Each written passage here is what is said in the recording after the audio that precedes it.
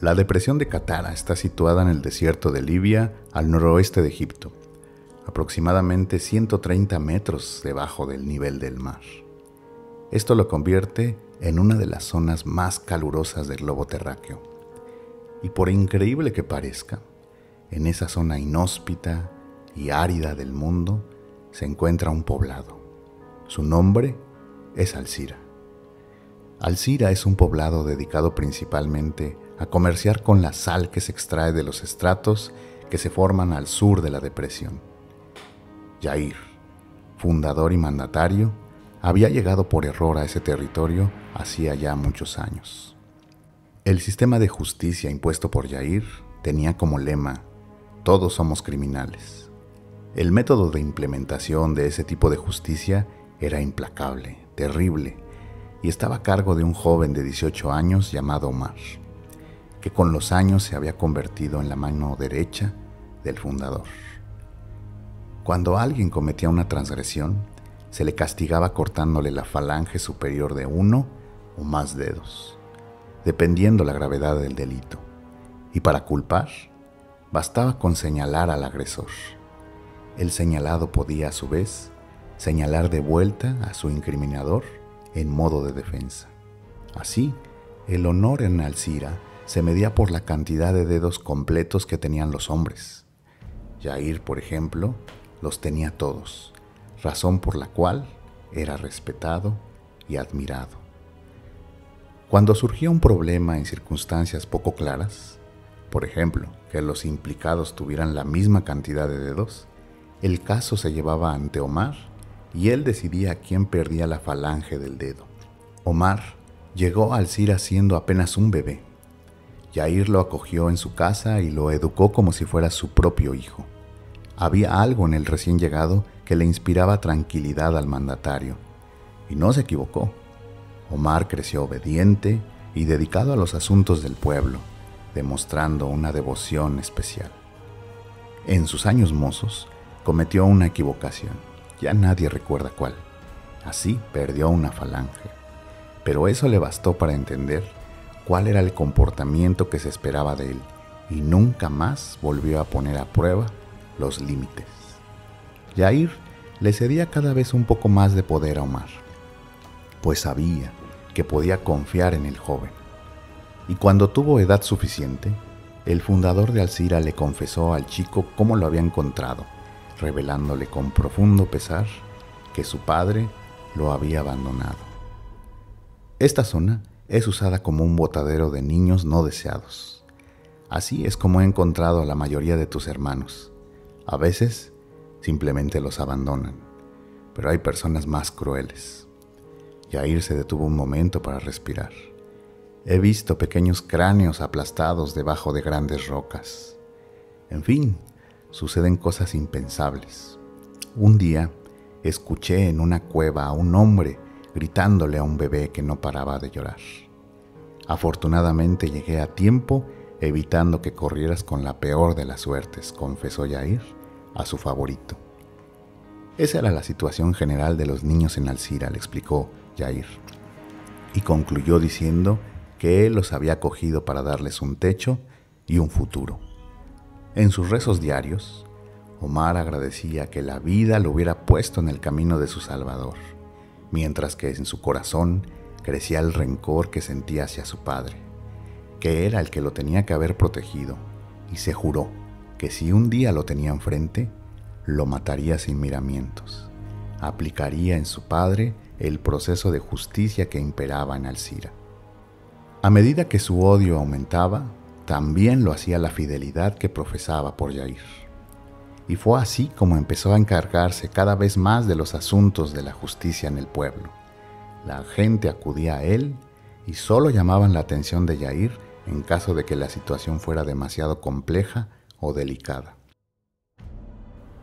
Un día llevaron ante Omar a un hombre que había robado sal. Era un viejo extranjero. Estaba sentado cabizbajo en la tienda donde lo tenían cautivo. No parecía importarle el veredicto que le dieran. Cuando Omar entró en la habitación, el hombre se reacomodó en la silla. Miró fijamente al chico con ojos desorbitados y apretó con fuerza el morral que traía entre las manos. Omar asumió que esa reacción se debía a la incertidumbre que sentía el viejo con respecto a su destino. Nunca imaginó la verdadera razón del sobresalto. El viejo se levantó y se dirigió a Omar. «Acércate, muchacho», le dijo el hombre con voz ronca y tono imperativo. «A mí no me hable así, señor, o lo mato de una vez», advirtió Omar con seguridad, sintiendo una gran aversión hacia el extranjero. «Lo que tengo que decirte es muy importante», se levantó de la silla y se acercó a Omar mostrando una actitud retadora. «Si lo que voy a contarte no lo consideras valioso, te pagaré con mi propia vida». «¿Qué quieres?», respondió Omar cortante. «No te lo puedo decir acá. Tiene que ser afuera y sin testigos», gruñó el viejo. «Usted no pone las reglas en este lugar. Siéntese», ordenó el chico y prosiguió con el juicio. «Yo lo vi cuando descaradamente robaba puñados de sal de un barril en el almacén», acusó el hombre que trajo al extranjero al juicio. «El veredicto es muy sencillo», determinó Omar, mientras buscaba su afilado cuchillo y miraba el sólido tronco que serviría de apoyo para propinarle su castigo al viejo.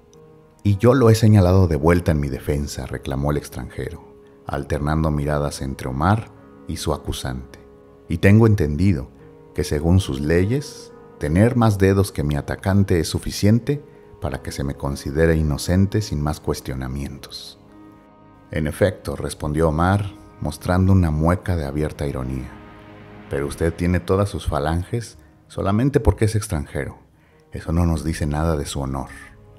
«Sin embargo, tratar de vernos la cara así, señor», dijo Omar mientras le pasaba el filo del cuchillo por el cuello, «se castiga con su cabeza, ¿me comprende? Pues según veo, tú también eres extranjero. Vienes exactamente del mismo lugar que yo», rebatió el anciano. «Tu cara es propia de mi pueblo, y esa medalla que cuelga de tu cuello es idéntica a la que tengo aquí dentro de mi bolsillo», concluyó el hombre al tiempo que sacaba la suya y se la mostraba a Omar. «¿De dónde sacó eso?», cuestionó sorprendido Omar mientras le arrancaba la medalla de las manos al viejo. Omar tomó ambas monedas entre las manos, las volteó y las inspeccionó con cautela. En efecto, eran idénticas. El joven se encontraba realmente confundido, pues ese amuleto había colgado de su cuello desde que tenía uso de razón. El denunciante retó a Omar para que cortara la cabeza del extranjero por haber robado y por haber retado la inteligencia del joven justiciero. En otras circunstancias, Omar habría actuado sin recelo, pero el chico estaba realmente intrigado con la procedencia de la medalla y la confesión que el forastero quería hacerle.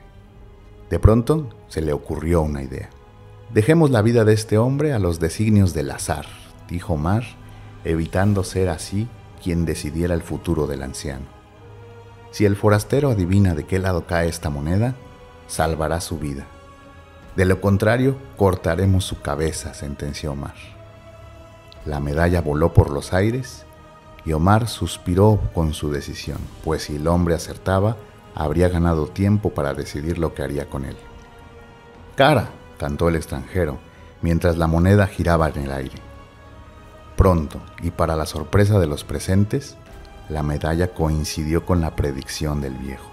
En ese momento, Yair entró aplaudiendo en la habitación, ante la mirada atónita de los presentes.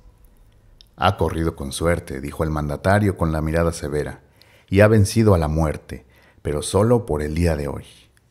Mañana lanzaremos nuevamente la moneda, y así consecutivamente hasta ver de qué tamaño es su suerte». «Enciérrenlo», ordenó Omar y saludó con una reverencia a Yair, su protector.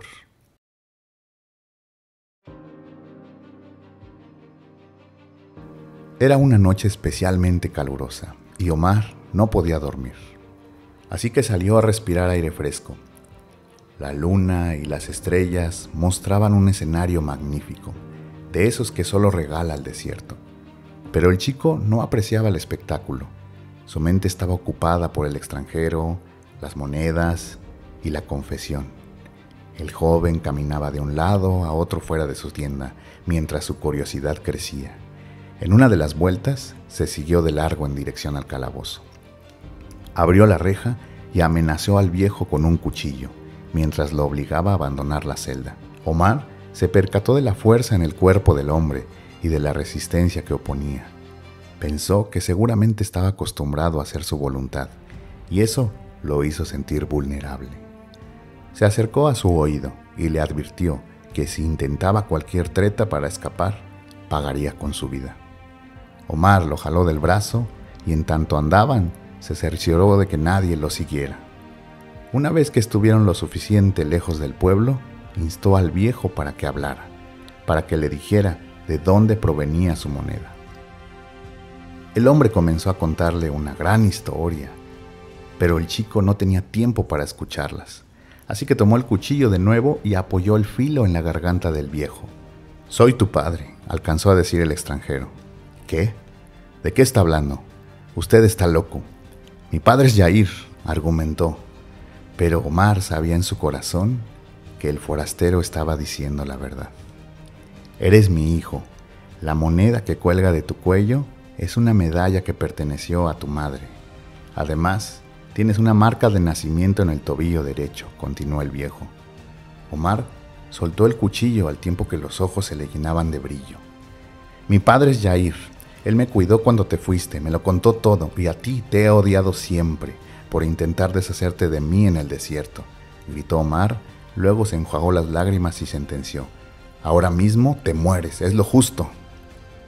«Espera, el amor y la venganza no son emociones, son acciones, hijo mío. Las emociones vienen después de las acciones, son el resultado, no la causa. De lo contrario, solo somos animales. Escucha lo que tengo que decirte y luego decide lo que sientes por mí». El viejo le contó a Omar que hacía mucho tiempo, cuando él apenas tenía 1 año, su madre falleció de una rara enfermedad que se la había llevado demasiado pronto. La familia de tu madre era muy poderosa y para vengar el dolor que sintieron por la pérdida, me culparon diciendo que no la había cuidado como era debido. Amenazaron con arrebatarte de mis brazos y mandarme lejos. Escapé del pueblo contigo escondido entre sábanas. Elegí una noche sin luna para ocultarnos mejor. Me fui deprisa y no pude tomar los víveres necesarios para sobrevivir. Sabía que debía cruzar la depresión de Catara para llegar a Egipto y salvar nuestras vidas. El viejo se detuvo para contemplar el pasaje doloroso de su historia, que fútilmente había intentado olvidar.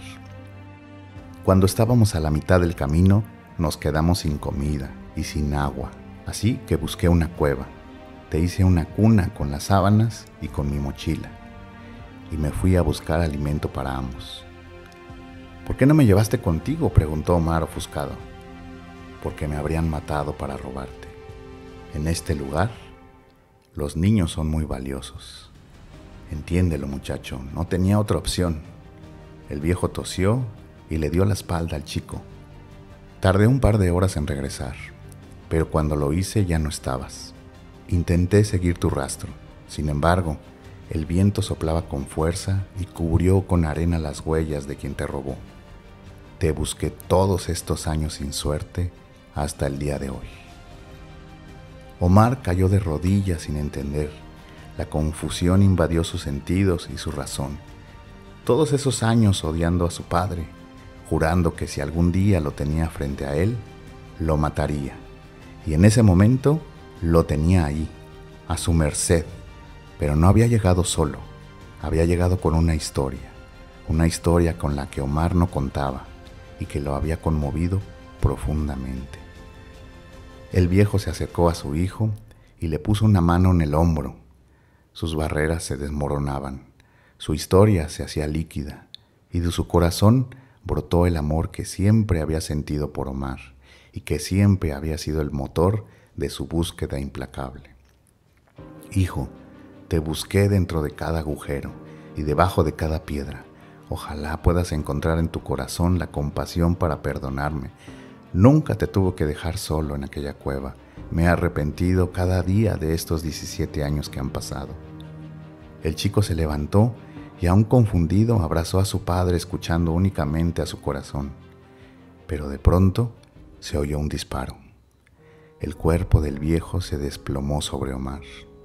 El chico miró por encima del hombro de su padre para descubrir que había sido Yair el autor de la detonación. «¿Qué has hecho?», gritó Omar con el cuerpo de su padre sobre el suyo. «Tú no lo sabes, pero este hombre es mi padre».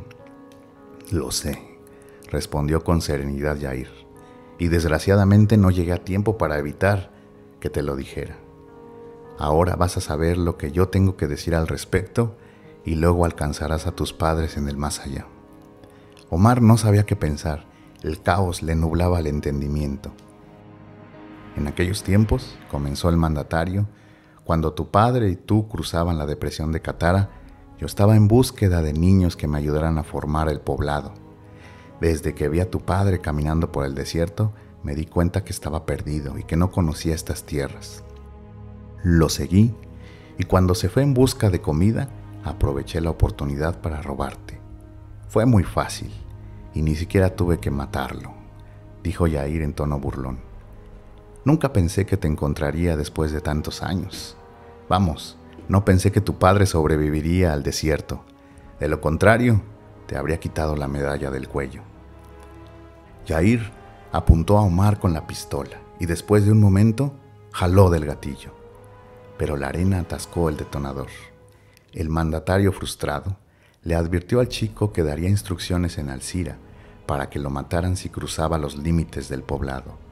Le dijo que se fuera, sabiendo que no sobreviviría solo en el gran mar de arena. El día comenzaba a despuntar, y en un par de horas el calor y la sed alcanzarían a Omar y le darían la muerte que Yair no le había podido propinar con su arma. Omar lloraba la muerte de su padre, abrazaba su cuerpo y le pedía perdón, sin saber bien por qué lo hacía. Ese hombre duro y triste que yacía inerte a su lado transitó una vida de sufrimiento que lo había obligado a endurecer la piel para poder vivir con el dolor de perder a su familia. El paso de los años lo volvió hosco y retador. La vida le había quitado todo lo que amaba. Se dedicó a buscar al hijo perdido, intentando en el proceso mitigar la enorme culpa que sentía. Omar experimentó una gran frustración porque la verdad había llegado muy tarde a su vida y ya no había posibilidad de estar cerca de su padre. El real estaba muerto y el que lo había criado era un ser despiadado y deshonesto. Después de mucho tiempo, cuando Omar se incorporó, miró que un coyote caminaba sobre una duna mientras los acechaba. El chico entró en estado de alerta, vigilaba al animal mientras pensaba cómo proceder, pero el calor se tornaba cada vez más insoportable y entre el cansancio, la tristeza y la desilusión se dejó vencer por un sueño que lo llamaba desde la muerte.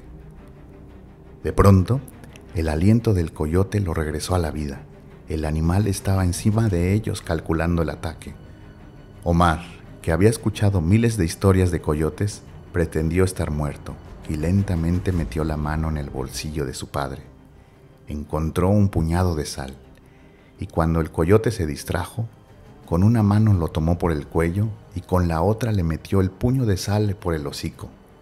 La garganta del animal se secó y sin saber lo que le ocurría, inmediatamente echó a andar.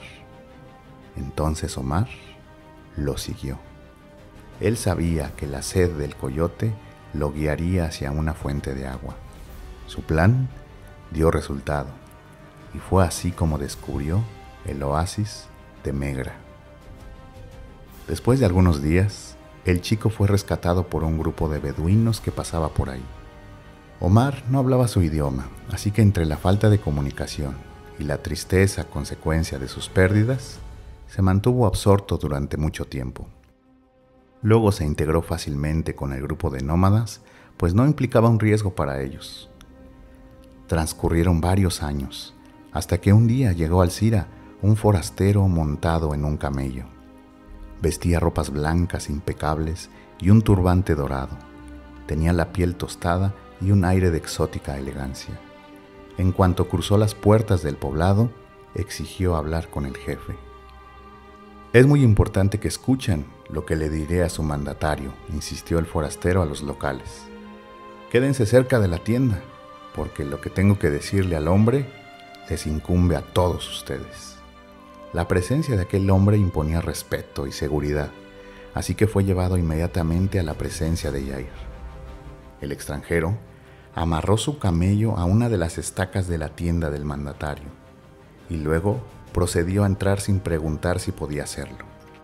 En el instante en el que puso un pie adentro, se quitó el turbante que le cubría la cabeza y el rostro.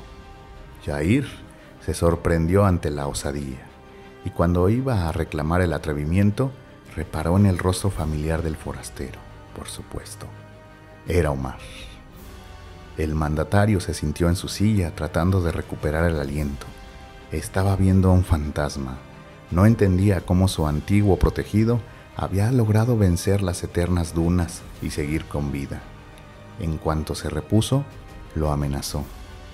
Pero el forastero se defendió, diciendo que no le tenía miedo y que finalmente había entendido el engaño en el que sometió a los habitantes de Alcira.